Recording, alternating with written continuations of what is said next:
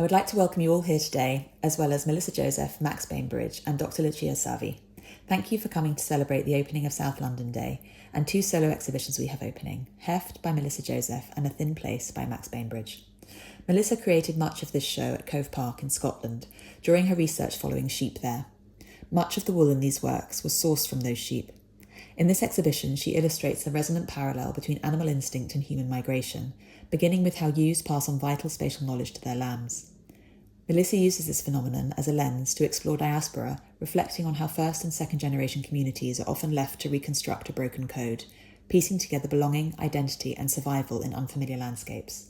Melissa has recently exhibited at the Brooklyn Museum, where she was recipient of the Wovo Prize, at the Rockefeller Center, the PAFA Museum in Philadelphia, and the Kochi Biennale in India. The connection to the land continues in Max Bainbridge's work. In this exhibition, Max explores the fragile threshold between earth and sky, presence and absence, body and landscape. Trunks become torsos, sap becomes skin, and hollowed forms echo the human body. His works navigate a thin place, where boundaries between people and nature dissolve, reflecting personal experiences of fear, loss, and grief. The exhibition invites viewers to pause within this in-between space, offering room to see, feel, and encounter new ways of being connected. Max has recently exhibited at Houser and Worth in Somerset, the Court Barn Museum Gloucestershire, Somerset House, the Ruthven Crafts Centre Wales, and Sotheby's. We also want to give a very warm welcome to Dr. Lucia Savi, Head of Curatorial and Interpretation at the Design Museum and previously Curator at the V&A.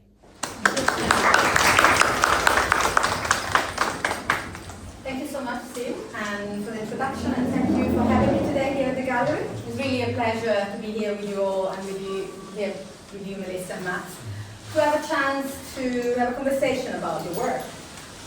What really struck me when I came to see the exhibition a couple of days ago is how different your works are, but also at the same time how powerful the dialogue is between the two body works that really makes us reflect about the tightly woven interconnection and connection between human, animals, nature, and landscape. So Melissa and Max, you both work with natural materials. And it was very fascinating talking to you about how your work with them and how these encounters with these materials have influenced your practice. So Melissa, would you like to tell us how you started working with wool and what drew you to this material? I believe you told me the other day that wool is magic. I did definitely say that. I do believe it. It's the most perfect material for me anyway. I think as artists we often are searching for our voice, but it's hard to find that until we find the material that we can connect to. So I think I spent most of my life looking for this material. I started felting in 2020 during the pandemic, but I have a history with textiles from my whole life. My mom was a crafter, so I always been attracted to crafts and textiles and fibers, and I think that memory or the foundation, the formal, material formal memories that you make as a child kind of carry with you your whole life. And so when I was an adult and I found the wool as a way to paint, it became really clear that it was where it was supposed to be working. And how is it as magic for you? Oh my gosh, because I hate wet mess. I hate getting things under my fingernails or things being sticky, and so it's perfect in this way because I can just use it when I'm done. I just stop and leave it there. It's very easy to clean up. It's not toxic. I think I spent most of my life working with art materials that are extremely toxic, and so it's really nice to be able to be working with something that is just not going to kill me in some ways. But I think especially, I found this during COVID, and I think the softness of it was really meaningful in that time. There was a lack of tactility in that time. Everything was sterilized and masked and gloved, and we were cleaning vegetables with soap. And I just think we were being just so far removed from nature and so to be able to be working with something that is renewable, it's sustainable, it does directly connect me back to the land, because in New York you can feel really removed from nature.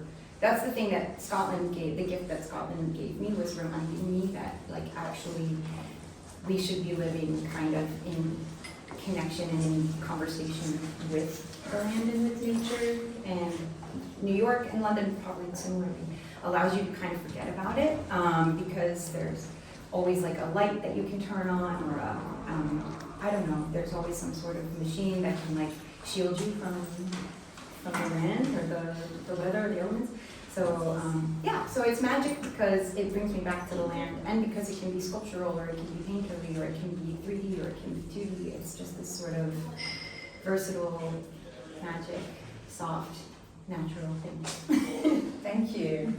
Max, very different material for you, but very much equally interwoven with your practice. Wood, in this case, a very special type of wood, is not any wood, that comes from fallen tree.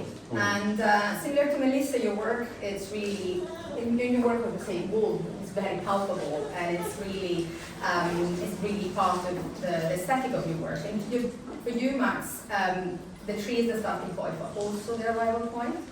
A very poetic, I find it a very poetic circularity. You start from a fallen tree, and what we see here, we'll get closer to your work, is that instead of this fallen tree, instead of lying flat, it became a presence, it became a metaphor, or even a monument. So can you tell us about your connection with this primary material, with this type of wood? Yeah, I mean, it's interesting hearing you kind of talk about your kind of history of it from childhood, and I think I have a very similar kind of relationship. I have kind of all the kind of normal memories you would have of kind of like making bows and arrows and making things in tree houses and all of those kind of things, but that never really then stopped, and wood was always just something that was kind of there, but it wasn't an understanding of wood from trees or forests or things. It was just like any kind of material would do. And I think kind of going on in my life, it's always been something that's been present, and that understanding of being able to use it as a material, but then kind of it holds a memory. It doesn't matter whether it's a piece of plywood or whether a big section of tree. It's kind of, it has that ability to, once you're engaged with it, it holds that sort of, that memory, that kind of tension, that sort of, the act of physically working with it. I think that's always been something I've been interested in and searching for. And I think I moved out of London in 2020, and that transition from working in London to then working rurally in Somerset, in the southwest, it allowed for that sort of change of like, okay, here's a material that you're kind of confined to working in quite a small space in London, to actually having access to much larger material and the space then to work it. And it was kind of like, it was joyful, and you talk about that magic, and it was that same sort of experience of like, this is magic, to be able to actually kind of take something that's so much bigger than me, because a lot of the work is always in relation to my body. It's always what I can kind of physically lift and move and work with, and scaling up to them material that was bigger than me, that I couldn't physically move. Like, that was like, okay, this is the new challenge, this is the new sort of excitement, which is kind of, I'm running with now, which is, it's great. I didn't realize that we both started working with those materials and those techniques during 2020. But next time, it's an interesting reflection. Yes, I'm part of that. Melissa, your work here in the gallery represents a move away from some of your previous work, where you reflected on your family and your history and memory. Can you tell us about how the trajectory to get to such monumental pieces, such as this one we see behind us, and about your research in Scotland that Sim mentioned, and where you investigated the materials, but really the primary source of the material, the animals, but also the people that steward them, and how they connect with the sheep, and how the offspring then connects with themes of diaspora and displacement. Absolutely. The show, or the title of the show, Heft is a tract of land, and if you know, I'm sorry to be art-explaining it to you guys. But the most of the sheep in northern England and Scotland are hefted, and so mothers sort of transmit epigenetically this information to the babies, and they know which land is theirs, and they'll stay on that land even if they're not gated or fenced in. And they do get fenced because sometimes you want them to eat a certain thing or you want to keep them separate from other ones. But, you know, they become the stewards of that land. The landscape of Scotland is made by these animals. It would look completely different if they weren't there. And so they kind of are these sort of generational stewards of the land. And I think the relationship with me, my mom passed away 2 years ago. And I don't know, everybody grieves differently, but one thing that happened for me was that the family archive photos that I often work from became not accessible to work from anymore. It just wasn't a place that I could find inspiration. So I needed to find another place to kind of source imagery and ideas. And I had been working with wool for 5 years at that point, so it seemed like a good time to kind of interrogate the process and the material and the source of the material itself. And the universe had been calling me to Scotland for probably 2 years before. So I just bought a ticket to Scotland with no plan and one night hotel. But I asked everybody I knew for connections to people who might have sheep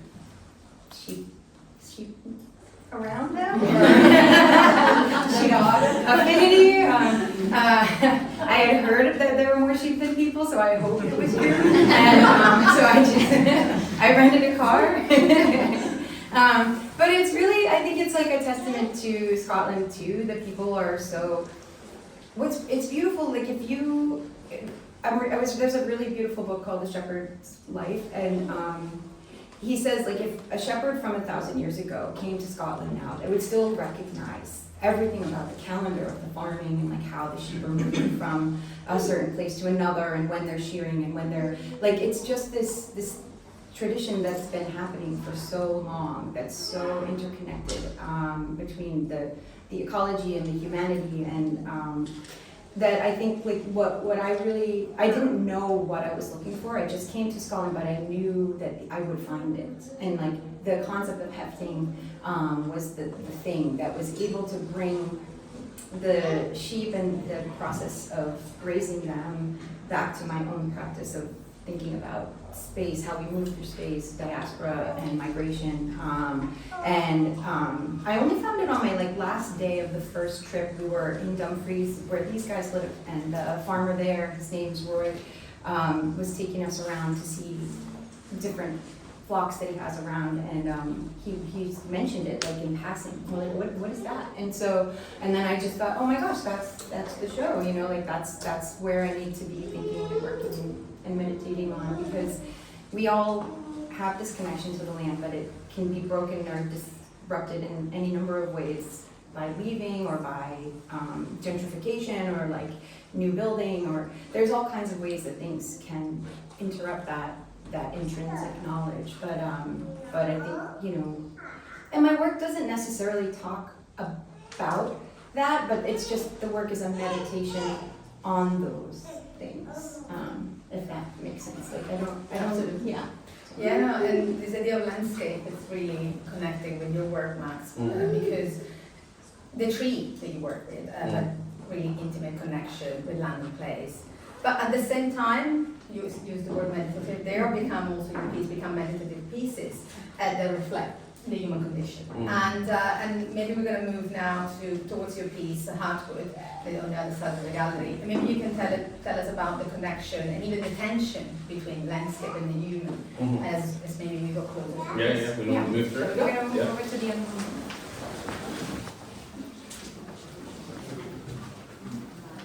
We're standing in front of this piece, Heartwood, and I was wondering if you can tell us about the connection between the landscape and the human condition. That really connection, as Melissa was speaking about the landscape in our practice, maybe understanding a bit more about how the landscape come into this piece, and we can talk about the process maybe after as well.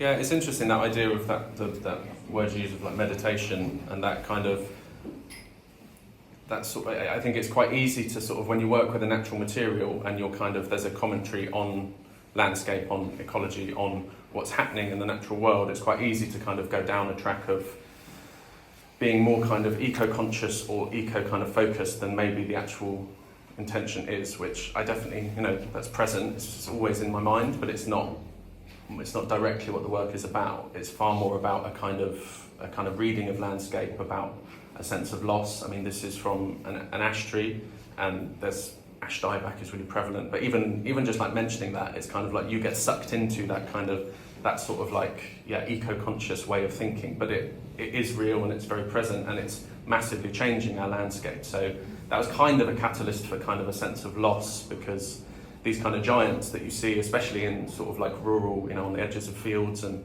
by the sides of roads, you have these big monumental trees which are coming down because they're deemed not safe or they're falling, or so that sense of loss was kind of that catalyst of a sort of a starting point for thinking about this kind of work. But then that hollowing and that kind of thinning down to something which is fragile became very reflective, I suppose, of my own sort of state of thinking, my own kind of anxieties about all kinds of things, not just the kind of natural world, but just day-to-day life and things where, there's this sort of sense of taking something that's big and strong and kind of powerful and has this stature, which is then kind of broken down into its parts, into its kind of like body parts and limbs and things, which that kind of started that whole process of like, okay, if I want to talk about all of those things, how do I do that? And for me, that stripping away of bark was kind of revealing that skin, that sense of kind of vulnerability straight away.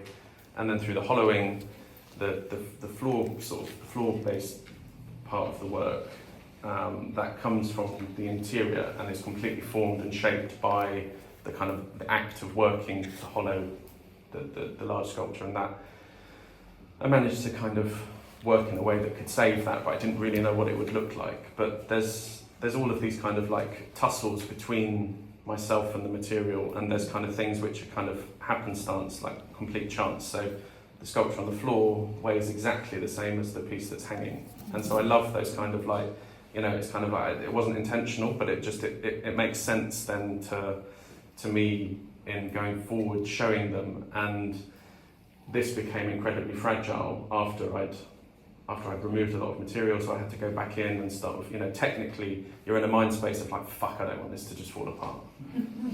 So you're going in and kind of like inlaying and then bracing all of those splits, and then when you step back, it's kind of like, okay, they've become stitches over wounds. And so again, it's kind of going back to this very sort of like bodily experience of working a material that becomes very representational of a body, of skin, of like the kind of tension and compression in the material has all of these ripples and sinews that kind of, and it's kind of like, and it's uncomfortable too. Like it's been fascinating over the weekend, people's reactions have been like, it's really sad and sorrowful, or it's really kind of graceful and light and kind of, I think it's kind of uncomfortable quite a lot of the time, like the tension of something hanging in space like that. It's like it does have that weightlessness and this idea of a thin place that I wanted to look at, where the boundaries between earth and sky are said to kind of blur, and this like horizon line that's created, that sort of in-between space, that void then also becomes quite solid. It becomes like a material in and of itself. Yeah, no, you answered my question beautifully. And maybe just to add there, you can tell us a bit more about the physicality of this work, because this is very physical for you, and there are the traces of that, your machinery, your hands, so which I think is really powerful as well. Not only the memory of the life of the tree, but there is your, of course, presence. Yeah, I think they hold that kind of tension, and I think they hold that energy, and it's sort of like at points where it is that point where things are just on the edge of breaking, just on the edge of, and there's a huge amount of energy, physical exertion that goes into it, months spent sitting underneath trestles inside it, working away quite laboriously. It becomes toil and sort of, but you then get to a point where it's like, okay, that's why, that's worth it, that's kind of the reason I've spent that long doing that. And I think it holds that kind of, that energy. I think it's called stone tape theory, which maybe I was telling you about. You were telling me about. Where the idea of kind of materials sort of taking on sort of magnetic resonance, and it kind of sounds a bit kind of woo-woo and crazy, but I think it is a kind of technical theory that's not quite realised almost. But the idea that materials have an ability to record their surroundings. So if there was a way to tap into it to kind of process those resonances, those kind of magnetic recordings, materials could give a sense of like a previous life of people who've inhabited spaces and things, and I had that in mind, of that kind of constant, which would probably just be like miserable conversation I was having with myself for most of the time making the work. But yeah, I think they do hold on to something. Thank you. It's really fascinating to hear about your process. And Melissa, in terms of your process, you were telling us that felting was a technique that was almost waiting for you to discover it, and that you were talking about the painterly quality. But you often as well marry this very painstaking technique with found objects, which I found really fascinating. And in the case of the work in the other room, there is fence, but also I think what is something quite fascinating between your two practices is the idea of, you mentioned it earlier, the idea of chance. Is there anything you can tell us about this idea of found object chance in your practice? Yeah, I think, chance is a part of everything that we do, but I think it's beautiful when you can use when the chance feels like it's synergistic, I think, in a way. There's chance that's bad, and then there's chance that's like, oh, this is really fortuitous. And so I think there's also a level of trust I think you have to have just in the universe if you're going to count on chance to be a collaborator with you in your practice. So we knew we wanted to make an instrument, but we didn't have any of the material, so we just trusted that if we went and spent enough time walking around in the landscape, we would find the material. And that I think that I agree with the idea of the energy kind of embedded in the objects. When I'm walking down the street and finding found things, or if I'm at some kind of flea market or something, plenty of the objects don't speak to me directly, but some really do. They just, it's almost like they're like waving their hand in a way, and so that part of it is, there's a reason you're drawn to them. Yeah, there's they're talking to us, so we have some connection to them that we might not understand in that moment, but it becomes evident through just having that object near you or in the studio, and it might not be right away, it might be in a year, 2 years. So for that part, I think it's but yeah, it was kind of the everything about that show or the work in that room was just a big leap of faith that if I put myself in that space and in the mindset to receive the information, that the work would come, and it was really a healing almost process, because the prior year was a really difficult and painful year, and it wasn't a very productive year. So it also renewed my faith in the universe a little bit too. Thank you for sharing that. Before we conclude and we open to the question from the floor, I also wanted to just maybe ask you one last question to you both. So you, of course, you're experimenting with your technique in wool and wood, but we were talking that you're also experimenting with different techniques. In your case, Max, I returned to photography. Yeah. And for you, Melissa, we say a collaboration with musicians to make a working instrument. So for both of you, how do you see your practice evolving? Just to give us a glimpse of what's coming next. Yeah. I think it's been really interesting to kind of like wood is always going to be something that's like at the core of my work. It's kind of it's what I understand, it's what I come back to. It's sort of like a touchstone in the studio. Even if I'm not working on things, it's like to have the things around that you just kind of pat and touch to kind of go, it's like reassuring. And photography has been something that I've worked, I've always worked with photography. I document all the time, photographing work, everything, and I've spent the last kind of 13 years trying to bring photography back in, and it hasn't worked, and it's kind of felt forced, and it's felt like it's not the right time. And I think taking a process of a kind of a digital image and putting it through a very analog kind of way of then understanding that image, and it's kind of it's almost kind of gone away from photography. It's gone away from that kind of photographed image into something far more analog and kind of tactile and tangible. And so that, as a starting point, I think is that's where I need to explore that, and whether that's scaling or multiples or something that kind of I'm not sure, but I know that that's kind of, this for me, like that image has worked for the first time in 13 years in terms of in relation to sculpture, in relation to kind of other objects coming in. So and it does work very well. Thank you. In conjunction with these pieces. What about you, Melissa? What is coming next? Or where are you thinking of going with? I think what's been happening over the last few years is I've been working kind of almost like site-specific, project-based things. So my next site where I want to explore is Siena in Italy. For years have wanted to learn about the process they use for the floors of the cathedral there. And so I have a residency in November and December where I'll finally, after years, be able to start figuring it out. I think it'll be a multi-year project, but I want to make a floor that's part felt and part stone in the Sienese style. So that's like the goal. So I'm about to embark on a scavenger hunt for someone in Siena that will help me get there. So I feel I have some leads, but there is someone in Siena that is the person that I need to find, and now I have to go and find them. So. Exciting!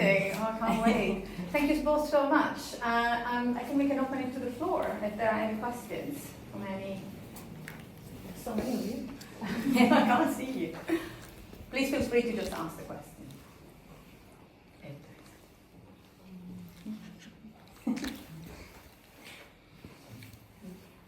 No question? Okay. Is there any relation between your trees and Giuseppe Pinnone's trees? I'd like there to be. I mean, he's kind of a sort of an icon, and a kind of it's an interesting sort of thing to start to kind of walk in the kind of shadows or footsteps of somebody who is kind of so synonymous with that, and kind of being at the Serpentine last night and seeing one of them, it was just like, oh fuck, it's so good. But it's kind of, I think it's kind of, it's inspiring and encouraging. I think that kind of that language is out there, but I'm speaking a slightly different language. But I think you can't shy away from the fact that there are other artists working. I went to see David Nash last year at his studio in Wales and saw his chapel, and it was just kind of like, well, you've just done everything you could possibly do in like the best way, but it was like, it wasn't discouraging. It was just like, okay, how, like, what's next then? What do I do? How does that kind of, with those kind of giants in mind, like, yeah. Thank you. Any more questions? If there are no more questions, I think join me in giving me a big hand. Thank you very much.